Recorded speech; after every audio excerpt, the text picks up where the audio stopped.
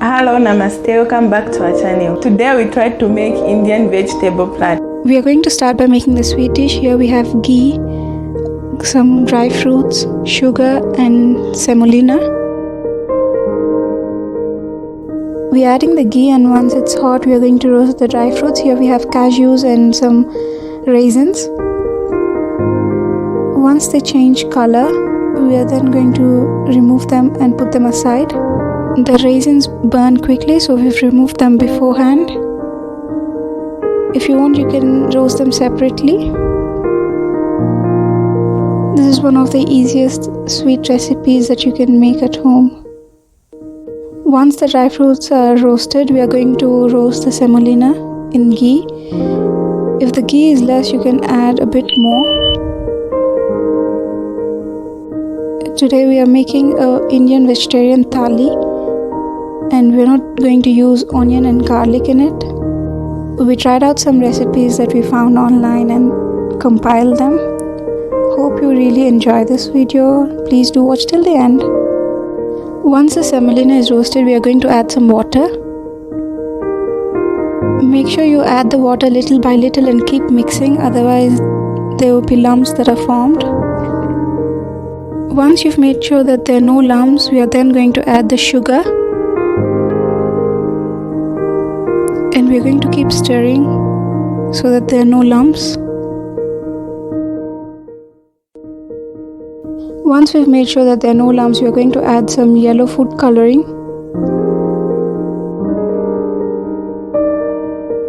We are then going to add some pineapple essence. You can also add some diced pineapple cubes if you have them. We're also adding some cardamom powder. If you do not have it, you can skip this step. We are now going to let it cook on medium flame and keep mixing in between so that it doesn't stick. Once it comes to the right consistency, you can switch off the stove and add in the dry fruits. Our sweet dish is now ready. We are now going to move on to the next item, which is sambar. This is a slight variation of sambar, so we are going to wash the dal.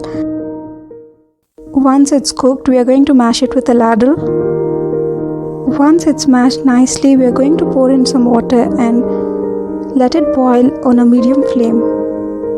As it boils, we are going to add in some salt, turmeric powder, red chili powder, and also some sliced green chilies. We are also going to add some crushed ginger, or you can finely chop it. We are then going to add some tamarind paste for the tanginess. We are going to mix this well and let it boil.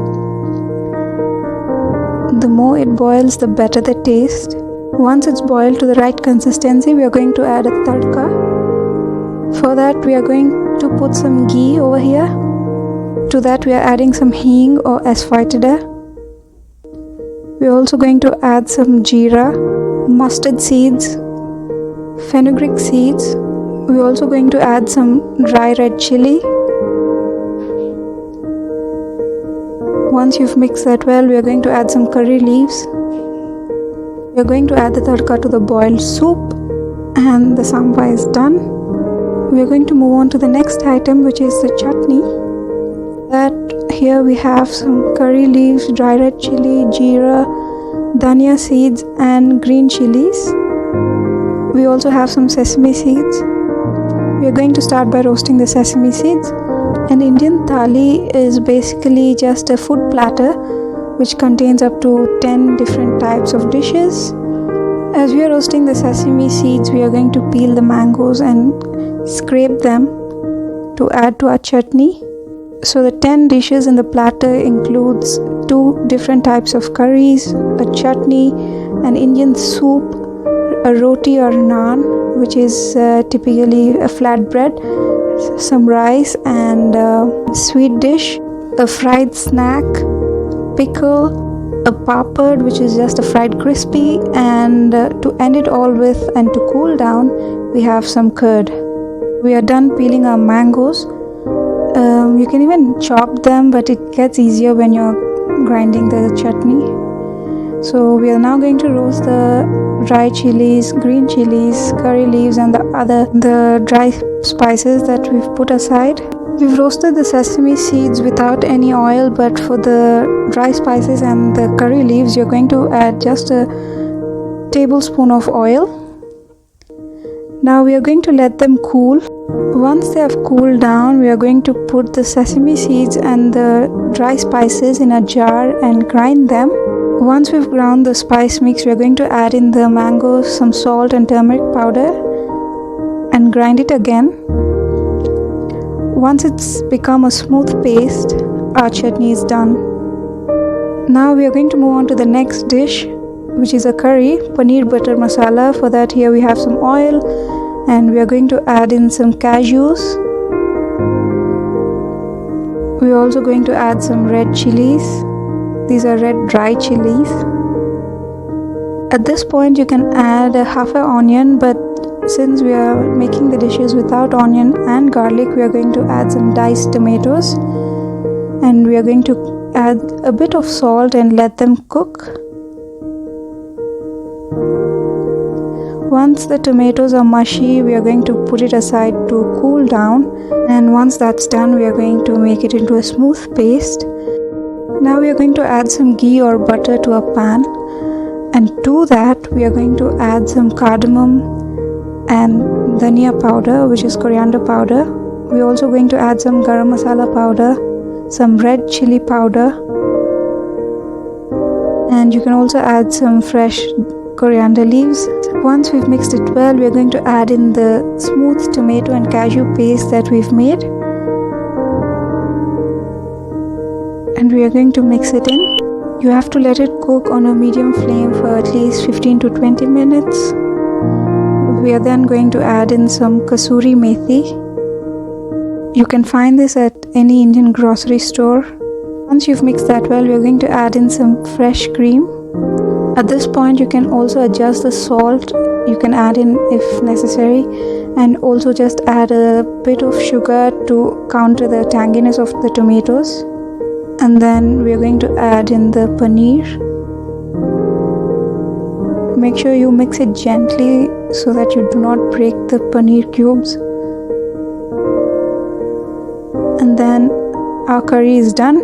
If you want a bit thin gravy, you can add in some water before you add the paneer and let it cook, and then you can add in the paneer. So our paneer butter masala is now done.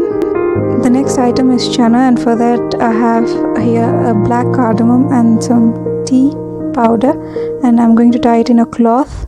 And I also have some chana that we've soaked overnight.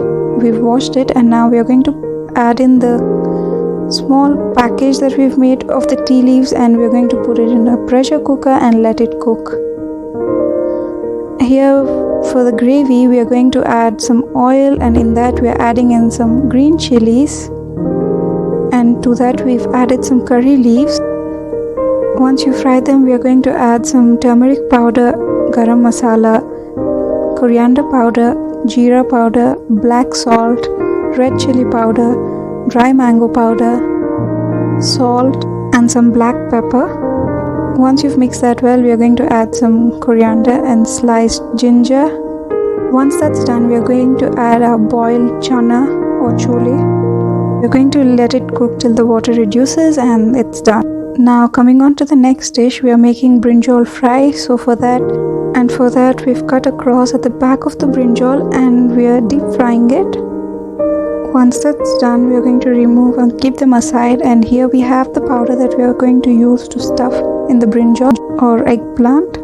To make the stuffing, we've roasted chana dal, groundnut, sesame seeds, dry coconut, tamarind, coriander seeds, jeera, and some dry red chili in oil, and we've made it into a fine powder. So we are going to use that to stuff in the brinjals. We're going to stuff the powder into the cross cut that we've made in the eggplant. You can see how it's done. Make sure you stuff it with a lot of powder so that you can get the taste in every bite. So usually a thali contains a dry curry, so this one's the dry curry first today. So we finished stuffing the eggplants. We are now going to fry them again. So here we have some oil, and then we are going to add some jeera to it. To that we are also going to add some curry leaves. Once they are fried, we are going to add the stuffed brinjals and let it fry. We're going to add some of the stuffing and coat the brinjals in it, and then it's done. For the rice today, we are making some jeera rice, and here I have some soaked rice. We've washed it twice, and we are going to make it in the rice cooker today. So here I have some ghee, and I'm going to roast the jeera in it. Once the jeera is roasted, we are going to add it to the rice and then put the rice in the rice cooker to let it cook. Make sure you mix it well before you put it for cooking, and once it's about to be done, you're going to add some chopped coriander and mix it in the rice. And our jeera rice is done. Now let's move on to the fried snack. For that, here I have some chana flour. To that I've added a mixture of green chili and ginger, and we've also added some garam masala, salt and red chili powder.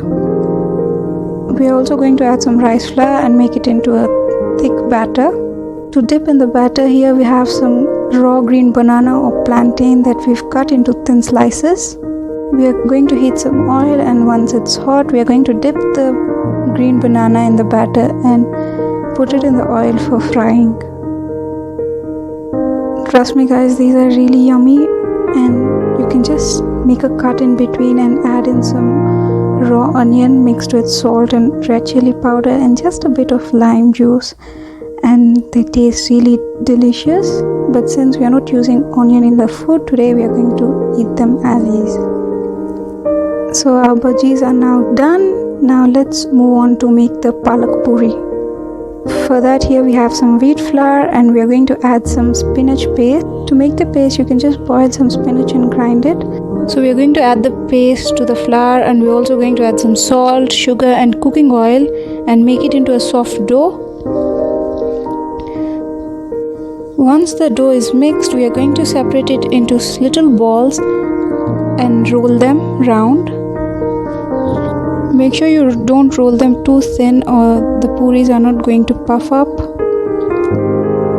The oil is hot and we've added the puri. Now you're going to press it down gently so that it starts puffing. We are done frying the puris, and all the dishes in our Indian vegetarian thali are ready. Traditional thalis are served on a green banana leaf. So we've made little bowls with the banana leaves to serve the dishes. You can see how we've arranged the platter here.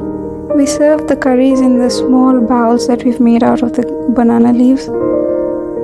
Hope you've enjoyed this video. Please do try these out at home. They're made without onion and garlic, and they're really easy to make. Please do let us know in the comment section.